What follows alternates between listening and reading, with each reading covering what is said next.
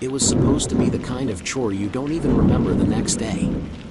The kind of errand so forgettable it barely exists in your memory at all. Drop off a VHS tape. Drive home. Go on with life. But for 19-year-old Angela Reynolds, that simple task on a warm Friday evening would mark the end of her story, or at least, the end of what the world knows about her. Because from the moment Angela stepped into her car, clutching that plastic rectangle of rewound tape, it's as if she vanished into smoke. That night, no one saw what really happened. No one heard her scream, if she screamed at all. And yet, decades later, her disappearance still hangs over her small hometown like a storm that never quite passed, leaving behind whispers, broken families, and a trail of unanswered questions. But before we step fully into Angela's story, do this. If true crime mysteries grip you the way they grip us, take a moment right now to hit that subscribe button and drop a like. Because not only does it help us tell stories like these, but it ensures you never miss the next mystery, the next chilling twist, the next story that will stay with you long after the screen goes dark. A town where nothing ever happens. Angela Reynolds grew up in Fairfield, a small town tucked away in Middle America. If you asked people back then to describe it, they'd say the same thing: safe. This was the kind of place where doors stayed unlocked, where everyone waved from their porches, and where nothing bad ever happened. Or at least, nothing you'd ever see on the evening news. Angela was the kind of girl who seemed like she belonged in that world of safety. Friends described her as the sweetest person you'd ever meet, not naive, but trusting, warm, always smiling. She had a way of making people feel like they mattered, even in quick conversations. That summer, she was working part-time at a diner and saving up for her first apartment. She had a boyfriend, a close-knit family, and a circle of friends that adored her. Life was normal. Predictable. The kind of life that didn't prepare you for darkness. But darkness has a way of finding cracks. And that July night, it slipped through hers. The tape. Earlier in the week, Angela had rented a VHS tape from Video Village, the town's family-run rental store. Think about that for a moment. The year was the late 1990s. Netflix didn't exist yet. Streaming was science fiction. If you wanted to watch a movie, you went down to the video store, wandered the aisles, and grabbed a plastic case. Angela had picked out a comedy. Something light. She watched it with her younger sister, rewound it like you were supposed to, and set it aside. She planned to return it the next day, but life got busy, double shifts, plans with friends, her boyfriend. And so, by Friday night, the tape was still sitting on the counter. That evening, Angela's mom reminded her, "Don't forget the late fee." Angela laughed, grabbed her keys, and said, "I'll be right back." And with those words, she walked out the door and into the night. The drive. Video Village was less than 10 minutes away. Angela drove a small blue sedan, the kind of car you can hear before you see. Neighbors remembered her pulling out of the driveway just after 9 p.m. The air was warm. Streetlights buzzed faintly overhead. Nothing unusual. What happened between her driveway and the video store is where the trail begins to blur. Police would later confirm that Angela did arrive at Video Village. Multiple people, customers and the clerk, remembered her coming in, smiling, and placing the tape on the counter. She even chatted for a moment, asking about a new release. Then she turned, walked out the glass doors, and was gone. No one knows for sure what happened in the parking lot. Some say she might have been followed. Others wonder if someone was already waiting for her. But what we do know is this: Angela never made it home. The hours after. When Angela didn't return within 30 minutes, her mom assumed she'd run into a friend. Fairfield was small, you couldn't go anywhere without bumping into someone you knew. But an hour passed. Then two. By midnight, her boyfriend was calling her house, asking if she was there. By morning, panic had replaced patience. Angela's father called the police. At first, the officers suggested she'd run off with friends or maybe needed space. After all, she was 19. But Angela's family insisted that wasn't her. She wasn't reckless. She wasn't impulsive. And she never, ever vanished without telling someone. That afternoon, police traced her last known movements. Video Village confirmed she had returned the tape. Her car, however, was nowhere to be found. The discovery. 2 days later, a local farmer noticed something odd along a gravel service road just outside town. Hidden behind overgrown brush was a blue sedan. The license plate confirmed it, Angela's car. The driver's side door was cracked open. The keys were still in the ignition. Inside, Angela's purse sat on the passenger seat, untouched. Her wallet, her ID, cash, everything was there. But Angela was not. And the way the car was positioned suggested something chilling. It hadn't been abandoned in a rush. It had been parked there. Placed there. As if someone wanted it found. The fear. In a town where nothing bad ever happened, fear spread like wildfire. Parents who used to let their kids roam until the streetlights came on suddenly demanded they come home before dark. Women began carrying pepper spray. For the first time in decades, people locked their doors at night. But none of that changed the fact that Angela was gone. And the more investigators dug, the more unsettling the case became. Because if this was a random abduction, it was flawlessly executed. No one saw anything. No one heard anything. And whoever took Angela left behind no fingerprints, no struggle, no signs of violence. Just a car, a purse, and a silence that grew heavier by the day. Theories began. By the end of that first week, theories began to swirl. Some whispered that Angela had run away, that maybe she wanted a new life. Others insisted her boyfriend knew more than he was saying. A few darker voices suggested something supernatural, that the stretch of road where her car was found was cursed. But for Angela's family, there was only one truth: someone had taken her. And until she was found, no theory mattered. Only answers did. And so, a search began, a desperate, all-consuming search that would pull apart the seams of Fairfield and reveal secrets the town never wanted uncovered. But what no one knew then, not even the people who loved her most, was that Angela's story was only beginning. Because her disappearance wasn't just a crime, it was the start of a mystery that would stretch across decades, leaving scars that never healed. The search. The morning after Angela failed to come home, Fairfield changed forever. In small towns, news spreads faster than fire, and by sunrise, everyone knew Angela Reynolds was missing. Her mother's frantic phone calls, her father's tight-lipped pacing, her boyfriend's panicked voice, all of it carried through the grapevine until Fairfield was holding its breath, waiting for her to walk back through her front door. But she didn't. And so, what began as a family's private terror became the town's collective nightmare. The first search. The police response was cautious at first. Missing person reports involving young adults often ended with sheepish reunions, an impulsive road trip, an argument with family, a late night that turned into a weekend. Officers combed through their notes, repeating the same refrain to Angela's parents. She's 19. She'll turn up. But when Angela's car was discovered on that lonely gravel road 2 days later, their tone shifted from casual reassurance to grim determination. Search parties were organized within hours. Volunteers showed up in droves, teachers, neighbors, classmates, even people who barely knew Angela. They combed through fields and woodlands, poked at ditches with sticks, called her name until their voices cracked. Sheriff's deputies walked shoulder to shoulder through tall grass, scanning for any sign of struggle. Helicopters circled overhead, their spotlights cutting through the trees. Bloodhounds were brought in, noses pressed to Angela's seat cushion, but their trail went cold just beyond the brush where the car was parked. It was as though she'd stepped out of her car and evaporated. The media descends. When local news stations got wind of Angela's disappearance, Fairfield's quiet anonymity shattered. Satellite vans rolled into town. Reporters shoved microphones in faces, asking how such a thing could happen here of all places.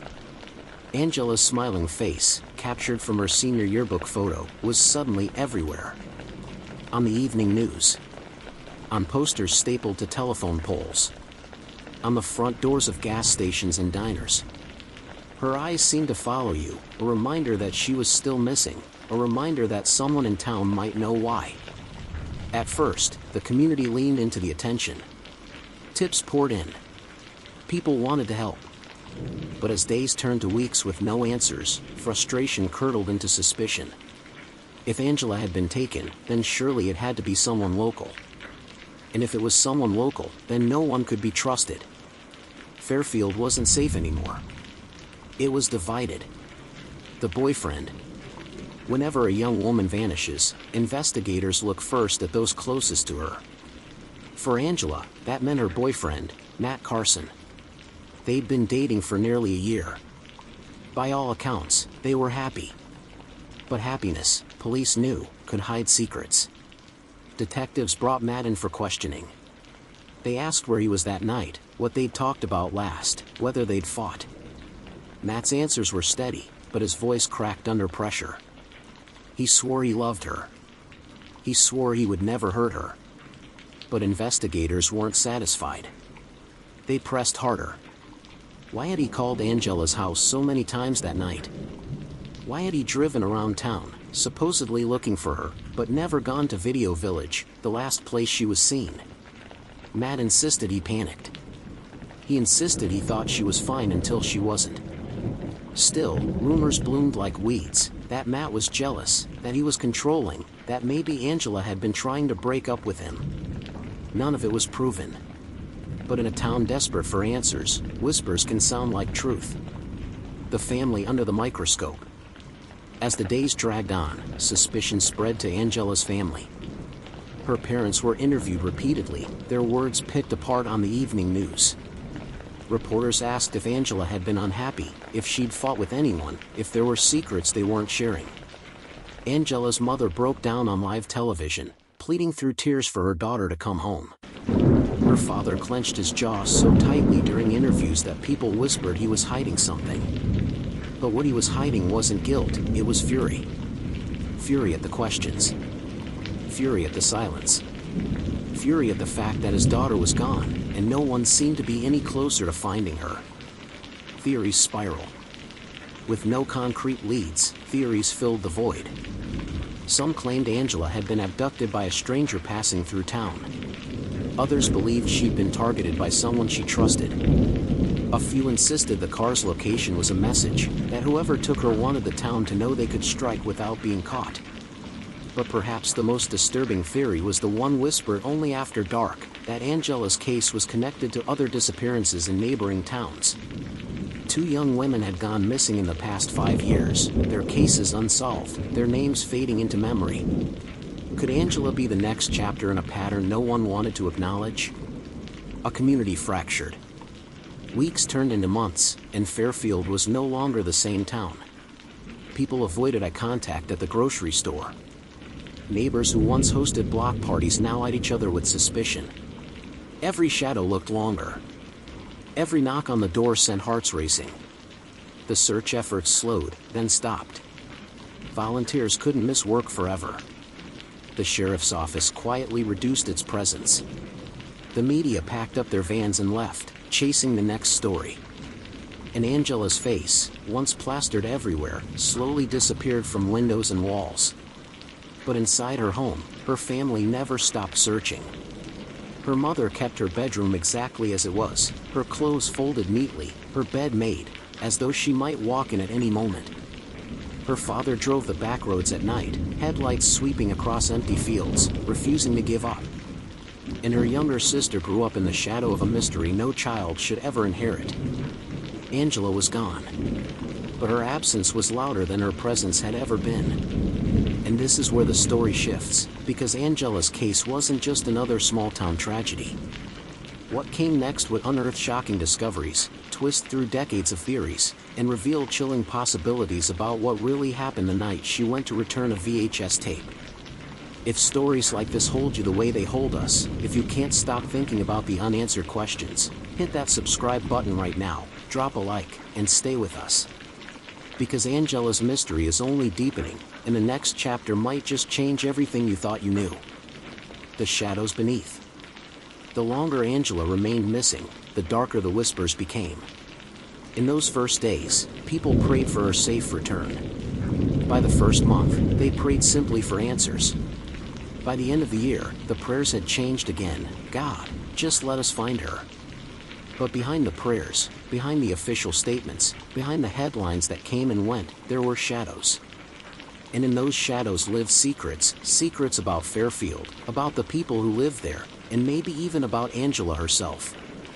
Secrets that, once uncovered, would twist the case into something far more terrifying than anyone imagined. A pattern emerges. The sheriff's office rarely spoke about the other disappearances. Doing so risked sparking panic. But behind closed doors, detectives began connecting dots. 3 years earlier, a 22-year-old waitress named Jessica Cole vanished on her way home from work in a neighboring county. Her car was found abandoned near a rest stop, keys still inside. No trace of Jessica was ever recovered. 2 years before that, another woman, Megan Larkin, disappeared walking home from a late-night shift at a grocery store. Her purse was discovered in a drainage ditch. Her body was never found. Now, Angela, taken after a mundane errand, her car abandoned in eerie stillness. The similarities were undeniable. Each young, each alone, each vanishing without a sound, their belongings left behind as though staged. And in every case, no witnesses. No struggle. Just sudden silence. Theories shifted. Maybe Angela's disappearance wasn't random at all. Maybe it was part of a pattern. And if so, then someone out there, a predator, was playing a game that had already spanned years. The suspect list grows. Investigators quietly compiled a list of men who lived in or around Fairfield. Men with records. Men who gave people a bad feeling. There was Dale Harper, a reclusive mechanic with a history of violence. He lived alone in a rusted trailer on the edge of town, and locals swore he prowled the back roads at night. Dale denied any involvement, but his alibi for the night Angela vanished was paper thin. There was Earl Simmons, a delivery driver who often worked late nights. Police discovered he'd been ticketed for speeding on a road not far from where Angela's car was found. Earl claimed coincidence. Detectives weren't so sure. And then there was Tommy Briggs, a former classmate of Angela's who had dropped out of school after rumors of obsession. He'd once been seen sitting in his truck outside her workplace, watching for hours. When police questioned him, he smiled too easily, talked too casually about her disappearance. But no evidence tied any of them to Angela. And without evidence, suspicion was just smoke. A strange phone call. 3 months after Angela's disappearance, her parents received a phone call in the dead of night. The voice on the other end was low, muffled, distorted. "She's not coming back," the caller said. "You'll never find her." And then the line went dead. Police traced the call, but it was routed through a stolen prepaid phone that had been discarded miles away. Was it a cruel prank? Or was it a glimpse into the mind of the person who had taken her? The message chilled Angela's parents to their core. Not just because of what was said, but because of how it was said. Calm. Cold. Certain. As if whoever spoke knew the truth. Rumors of the occult. Around this time, another theory began to take root, one that had nothing to do with suspects or alibis. Some locals whispered that the stretch of road where Angela's car was found was cursed. Strange lights had been reported there over the years. Farmers claimed livestock sometimes went missing near those fields. Teenagers dared each other to drive down that road after midnight, swearing they felt watched. And when Angela's car turned up there, empty, keys still in the ignition, the whispers grew louder. Some said her disappearance wasn't about a man at all, but about something darker. Something not human. Her father dismissed it as nonsense. But her mother, exhausted and desperate, sometimes wondered late at night if there was more to it. She would sit by Angela's bed, stare at the posters on the wall, and ask herself, what if the truth isn't something we can catch or handcuff?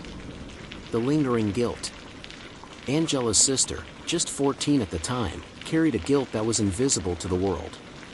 On the night Angela went to return the tape, she had asked her to wait. She wanted to come along. But Angela had smiled and said, "It'll only take 5 minutes." For years after, her sister replayed that moment in her head. If she had gone with her, would Angela still be here?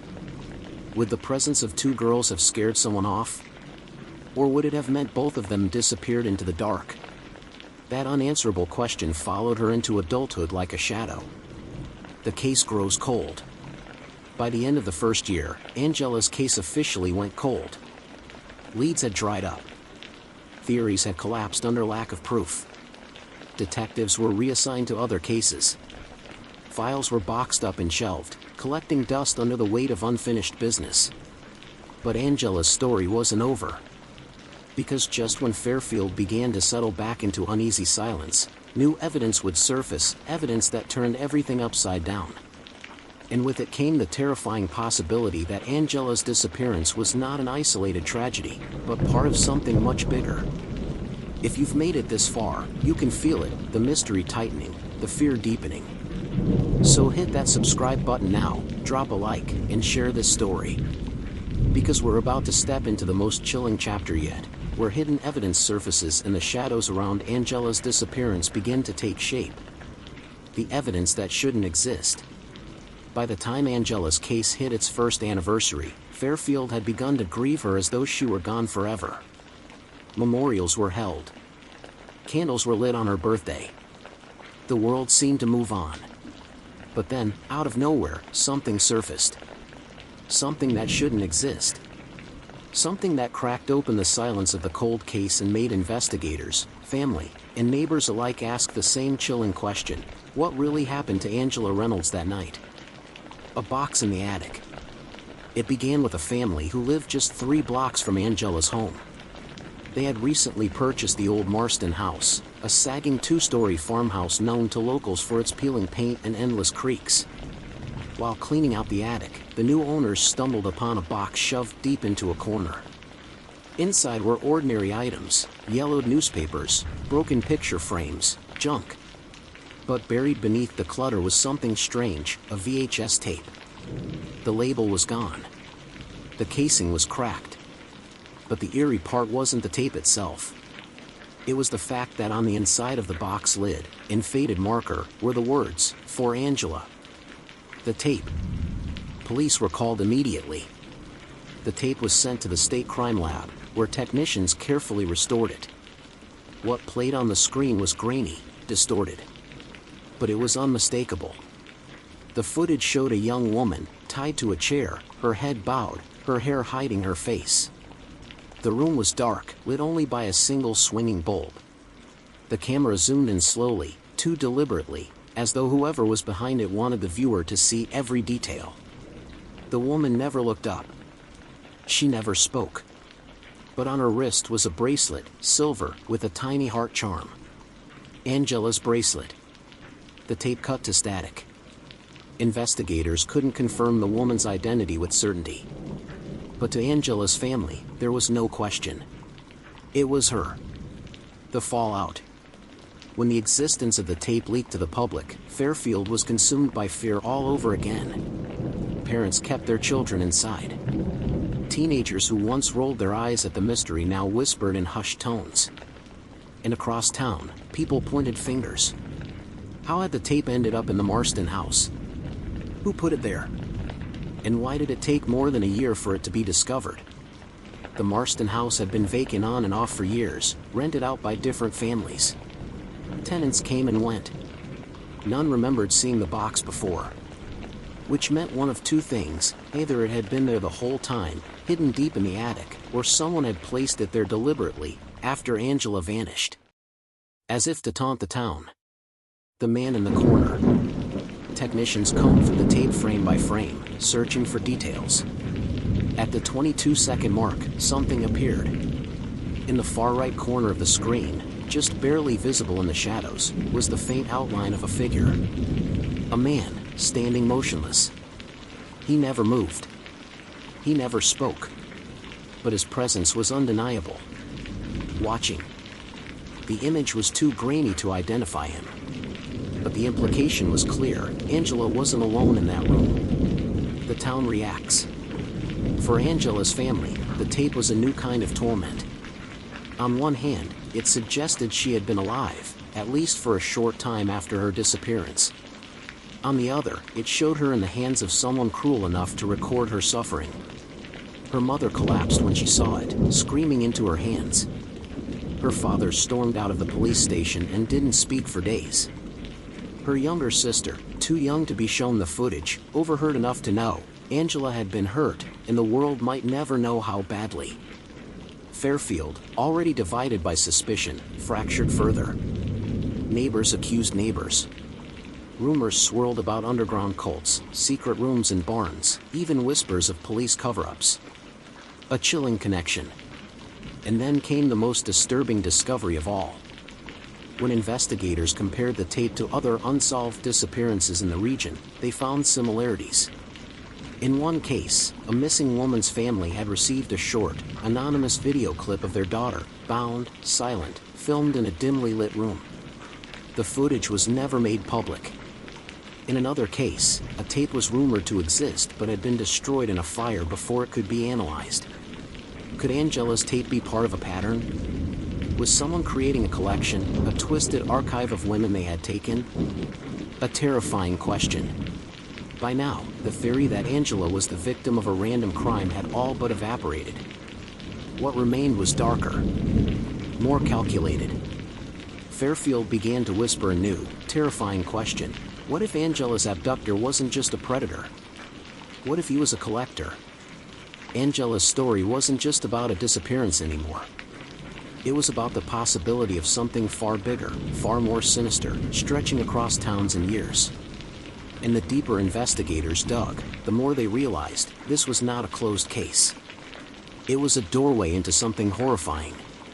If this story chills you the way it chills us, hit that subscribe button now, drop a like, and make sure you don't miss it.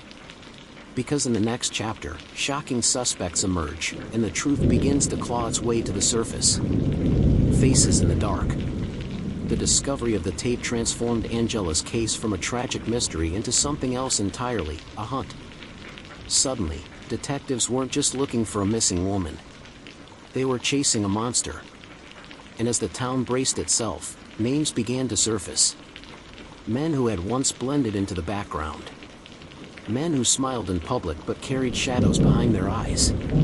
Men who, when the evidence was laid bare, made Fairfield wonder if the killer had been walking among them all along. The first suspect, Dale Harper. The mechanic who lived alone at the edge of town, Dale Harper, was the first to fall under renewed suspicion. Investigators discovered that Dale had been arrested years earlier for assaulting a woman in a bar fight. The charges were dropped when the woman refused to testify, but the details were chilling. More disturbing still, when detectives searched Dale's trailer, they found a stack of old VHS tapes.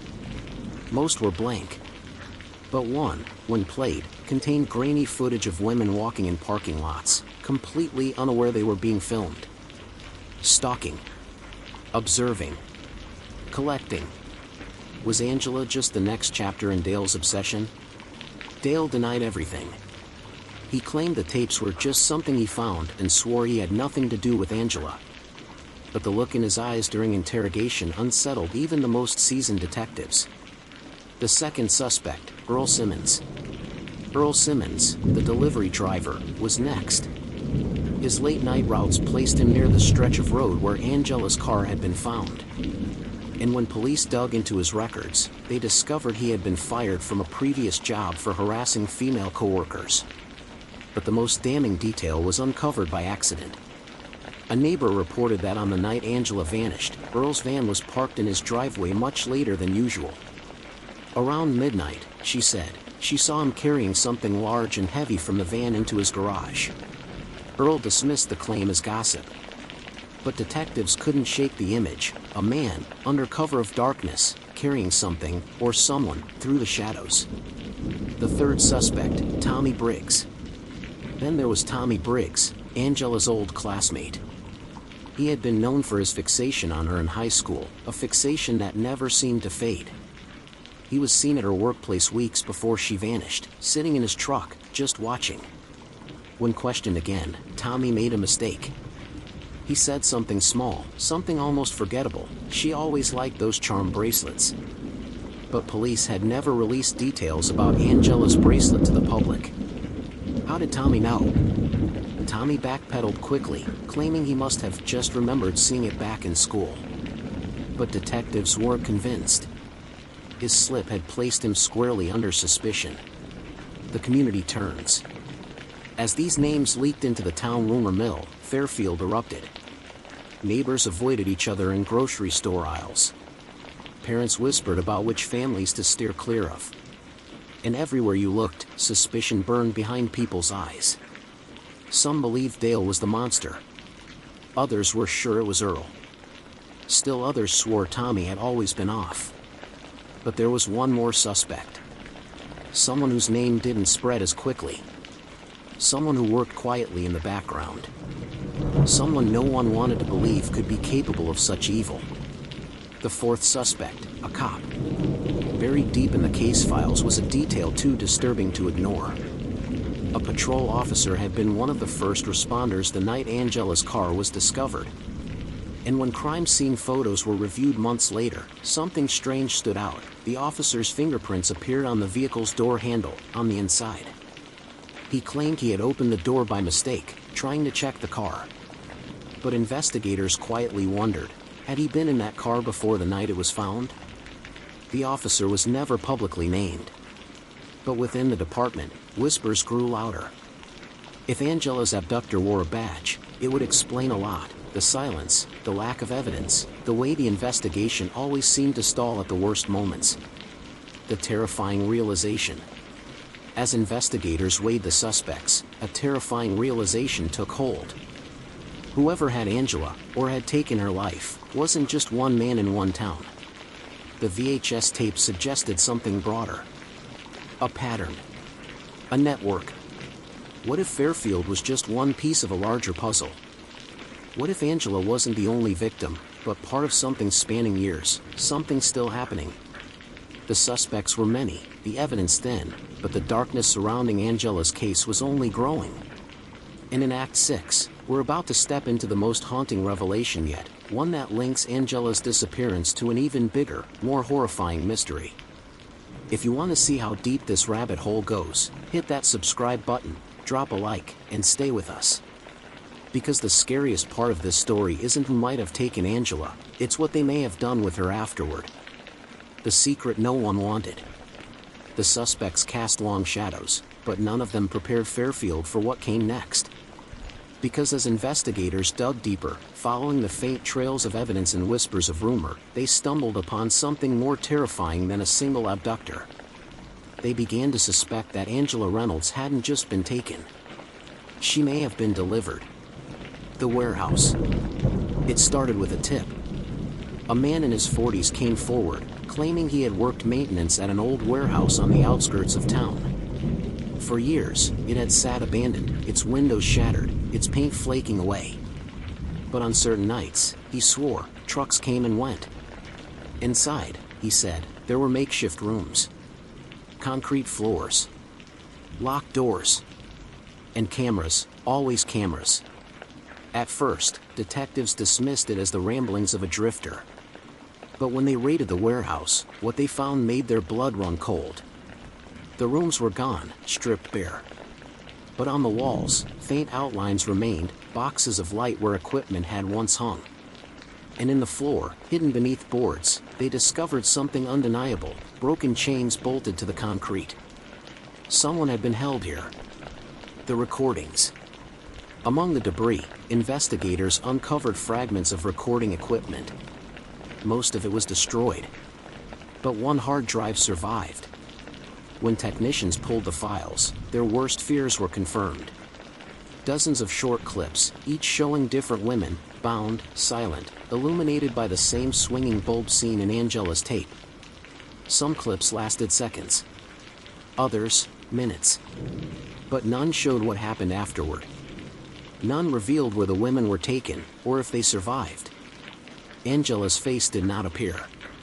But her bracelet, her silver bracelet with the tiny heart charm, did. It glimmered in one frame, lying on the floor beside a chair. It was all the proof investigators needed. Angela had been there. The pattern. With this discovery, Angela's case was no longer an isolated disappearance. Detectives cross-referenced missing persons reports across 3 states. A chilling pattern emerged: women, ages 18 to 25, vanishing near small towns, highways, or rest stops. Each case eerily similar. Some were college students. Some were young mothers. All were alone. All gone without a trace. And in several of these cases, whispers of tapes or footage had surfaced, never confirmed, never solved. Angela wasn't the only victim. She was part of a collection. A network in the dark. As the scope widened, so did the fear. This wasn't the work of a lone predator. It was bigger. Smarter. Organized. A network. Theories swirled: human trafficking rings, underground collectors of forbidden recordings, even secret auctions in the darkest corners of the web. Police couldn't prove any of it. But the evidence from the warehouse was undeniable. Angela's abductor hadn't acted alone. Someone had helped him. Maybe dozens of people. Maybe an entire operation. And the worst part? Whoever they were still out there. The family's breaking point. For Angela's family, the revelations were almost too much to bear. They had prayed for answers. But these weren't the answers they wanted. Her father raged at the police. "You're telling me she was passed around? That she was a pawn in some sick game?" Her mother shut down completely, refusing interviews, refusing even to leave the house. The world had gone from searching for Angela to dissecting the nightmare she might have endured. And her younger sister, now a teenager, carried the unbearable weight of imagining her sister not just gone, but trapped, scared, calling out for help that never came. The final lead. In the chaos, one final lead emerged. A fingerprint lifted from the warehouse matched a known offender, a drifter with ties to 2 of the earlier disappearances. He had vanished years before Angela, and his current whereabouts were unknown. But if they could find him, detectives believed, they might finally learn what had happened to Angela. Only one thing was certain: the truth was more horrifying than anyone in Fairfield had ever imagined. Angela's disappearance wasn't about a VHS tape, or even about a single abductor. It was about a machine of darkness that swallowed young women whole. The mystery of Angela Reynolds had transformed into something far more sinister, something that stretched beyond her small town, beyond her family, into the shadows of an entire region. We'll face the final chapter. The confrontation with the truth. The last chilling theories about Angela's fate. And the legacy of a disappearance that continues to haunt Fairfield to this day. So if you've stayed with us through this journey, hit subscribe right now, drop a like, and prepare yourself. Because the ending of Angela's story may be the darkest part of all. The silence that remains. Fairfield never fully healed. How could it? A young woman left her home to return a VHS tape and never came back. What followed wasn't closure. It was a descent into layers of horror, each more unsettling than the last. Angela Reynolds didn't just vanish. She became part of something bigger, something darker, something that even today feels too terrifying to look at straight on. And yet, to this day, her family, her friends, and her town can't stop looking. The final theories. In the years after the warehouse discovery, 2 dominant theories emerged about what really happened to Angela. The first theory, the local predator. Some believe Angela's abduction was the work of a single man, likely one of the original suspects. Perhaps Dale, the mechanic, with his disturbing tapes. Or Earl, the driver with the late-night van. Or Tommy, the obsessed classmate who knew too much about her bracelet. Maybe Angela's tape was never meant to be found. Maybe it was a mistake, one man's trophy hidden away in an attic until time accidentally revealed it. But this theory has cracks. The warehouse. The other clips. The pattern. Which leads to the second theory. The second theory, the network. Others believe Angela was part of a larger operation, a network of predators who filmed, collected, and possibly sold the suffering of their victims. If true, Angela wasn't alone. She was one among many. And her abductor wasn't just a man in the dark, he was a cog in a machine. This theory terrifies most because it means Angela's fate may never be known. Not because the truth isn't out there, but because it's buried inside a system designed to erase people like her. The family's legacy. Angela's family refused to let her name fade into silence. Her father launched a campaign demanding law enforcement reform, insisting small-town disappearances receive the same attention as high-profile cases. Her mother began speaking to other families of missing persons, building a support network for those left in limbo. And her sister, once too young to understand, grew into a fierce advocate. She turned her grief into action, telling Angela's story wherever she could, reminding people that behind the theories and the whispers was a real young woman who deserved better than to vanish without a trace. The town's haunting. Fairfield never rid itself of the fear. The video store where Angela rented her final tape closed within 2 years. The road where her car was found became a place kids avoided after dark. Even the Marston house, where the tape was discovered, eventually stood empty again, windows boarded, paint peeling, as though the house itself knew it was tainted. To this day, locals swear the air shifts when you drive that stretch of road at night. Some say the radio cuts out.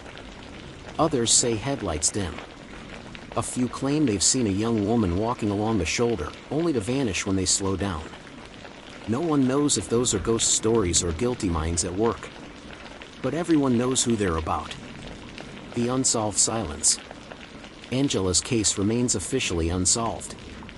No arrests. No convictions. No definitive answers. And maybe that's the most terrifying part. Because silence doesn't mean safety. Silence doesn't mean peace. Silence means whoever took Angela, or whatever took her, still has their secret.